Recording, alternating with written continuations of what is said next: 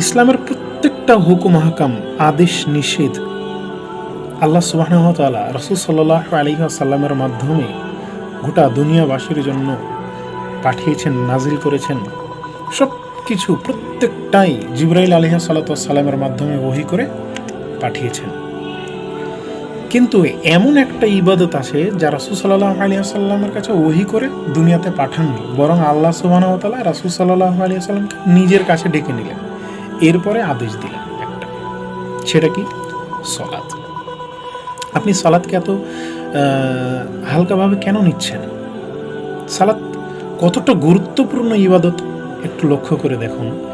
যে সিয়াম, হজ, জাকাত বা আদার্স যেগুলো বিধিবিধান আছে সব কিছু প্রত্যেকটাই রাসূল সাল্লাল্লাহু আলাইহি ওয়াসাল্লামকে জিবরাইল আলাইহিস সালাতু ওয়াস সালামের মাধ্যমে ওহী করে দুনিয়াতে পাঠিয়েছেন।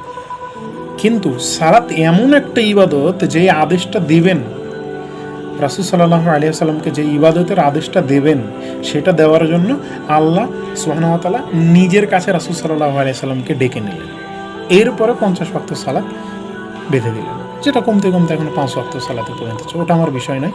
আমার বিষয় হলো সালাতের গুরুত্ব বোঝানো, যে সালাত কত গুরুত্বপূর্ণ ইবাদত, যে আল্লাহ সুবহানাহু ওয়া তাআলা মানুষের উপরে সালাতকে ফরজ করবেন, এর জন্য দুনিয়াতে ওহী করে পাঠাননি অন্যান্য ইবাদতের মতো, বরং নিজের কাছে রাসূল সাল্লাল্লাহু আলাইহি সাল্লামকে ডেকে নিলেন, এরপরে সালাত ফরজ করলেন, আদেশ দিলেন সালাতের। তাহলে সালাত কত গুরুত্বপূর্ণ ইবাদত, অথচ আমরা সবচাইতে বেশি অবহেলা করি সালাতকে। আমাদের কাছে সবচাইতে অবহেলার বিষয় হচ্ছে সালাত, সবচাইতে অবহেলার ইবাদত হচ্ছে সালাত। অথচ সালাত কত গুরুত্বপূর্ণ ইবাদত যে আল্লাহ রাসূল সাল্লাল্লাহু আলাইহি ওয়াসাল্লামকে নিজের কাছে ডেকে নিলেন, এরপরে সালাতের আদেশ দিলেন। তো আমরা প্রত্যেকেই সালাতকে মূল্যায়ন করব ইনশাআল্লাহ, এবং আল্লাহ সুবহানাহু ওয়া তাআলা আমাদেরকে সেই তৌফিক দান করুন।